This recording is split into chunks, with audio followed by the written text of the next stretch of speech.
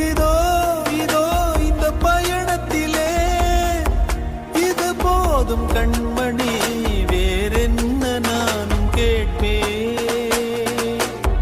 பிரிந்தாலும் மனதிலே இந்த நொடியில் என்றும் வாழ்வே. இந்த நிகழ்காலம் இப்படியேதான் தொடராதா?